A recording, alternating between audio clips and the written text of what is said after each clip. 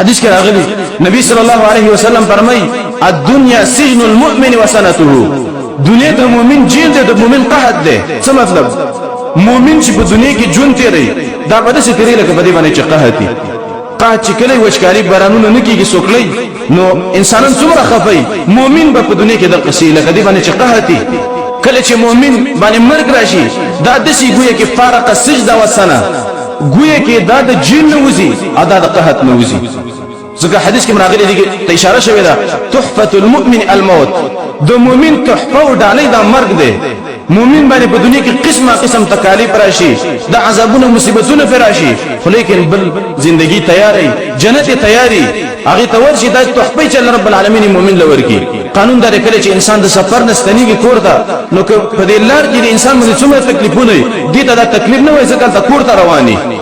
د قرنګ په تابانه په دنیا کې قسمه قسم تکلیفونه برازي ته په دې خپکیږي نه زګه انت ستاره پر الله رب العالمین جنت تیار کړی او د خپل ټول نظر په جنت باندې پرې باسه دنیا ته نه پریشان کېدل پکار او په دنیا کې دا کوم غمونه راشي دې ته پریشان کېدل نه پکار سوچ دې ته پریشان کېږي د انسان د دنیا غټ ښکاری د دنیا خو دوه ورځې ژوندۍ ده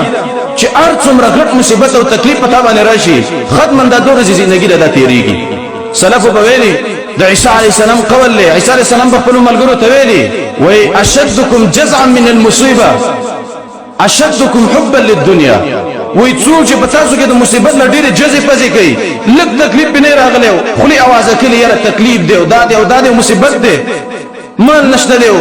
دا نشته دی دا نشته دی دا جزې چې څوک کوي عیسی علی السلام وای دا کس په تاسو کې د دنیا سره مینه ډېر لري ځکه قانون لري څوک چې د دنیا سره مینه نه لري او څومره غټ تکلیف چې په دې باندې انسان باندې راشي دا وایي چې ګوره ژوندۍ د تیریږي اسم روانه ده او لږه ژوندۍ ده او غټه ژوندۍ همیشه ژوندۍ باقي باندې د انسان نظری چې هغه برابر اول پکار دي خیر دې کله خراب شي خیر دې په دې باندې په باندې تکلیف راشي په دنیا کې په مؤمن باندې قسم تکالیف برازي خو لیکن دا په دې باندې خپکیږي نه قران کې الله ام حسبتم ان تدخلوا الجنه الله استاسو دا ګمان دي چې جنت ته به امتحان ور داخل شي په دنیا کې به تاسو باندې تکالیف نه راځي تاسو په عذابېږئ نه تاسو دا ګمان دي چې تاسو به جنت ته بنا امتحان داخل شي ولما ياتكم مثل الذين خلوا من قبلكم الله وکم مصیبتونه کم امتحانات چې په بخوانو امتونو باندې راغلي الله یا په تاسو نه راغلي لا تر وسه پورې مسهم البأساء والضراء الله وي هغه ته مالی تکالیف رسیدلیو مالونه ختم شوی مالونه لوټ شوی والضراء بدني تکلیفونه تر رسیدلیو د اوس په فاروق باندې هغه ارشوی د اوس په منځ باندې هغه ګمن شوی تراشل شوی تاسو تکلیفونه پاغي باندې راغلیو هم باندې دې تکلیفونه کله راغلي دي وزلزل الله دې سم جوړ کولې شوی په دې مصیبتونو کې حتی یقول الرسول والذین آمنوا معه متى نصر الله تر دې پورې چې د الله نبی ویلي قوم به ویلي چې رب العالمین زموږ سره وعده د نصرت کړی دا هغه نصرت به کله راځي د نصرت په انتظار به ودی تاسو تکلیفونه پاغي باندې راغلیو او په موږ تاسو باندې تلک تکلیف نه راغله او دا کوم داخل اسمان تاجګ کړي او دا چغي وو چې الله موږ باندې مصیبتونه دي او دا د تکلیفونه دي مؤمن په دنیا کې مصیبتونو ته نه خپکیږي مؤمن باندې ختم تکالیف راځي په دنیا کې دا وجه نه په مؤمن باندې په دنیا کې تکلیفونه وجه راځي یو وجه دا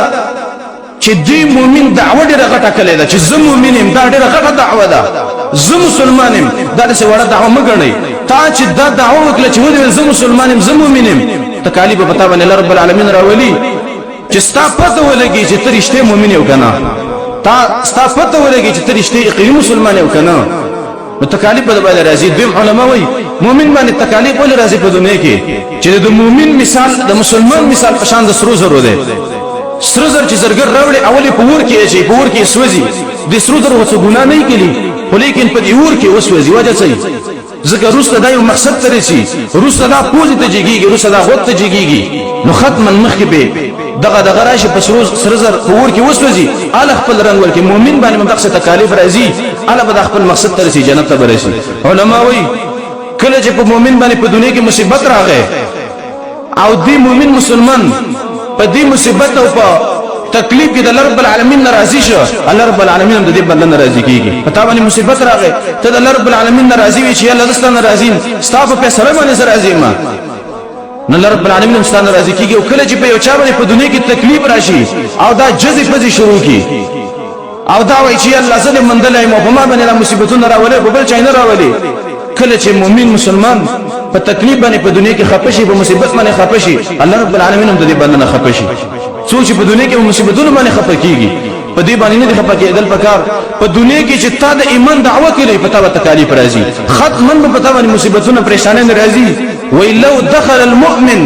جحر ضبء لاقيد الله ما يؤذيه وای کچیرته مؤمن مسلمان بندي سوري ته نوځي ختما بل رب العالمین دی انسان ته دی مؤمن ته د یو څوک مقرره چې د تکلیف ورکی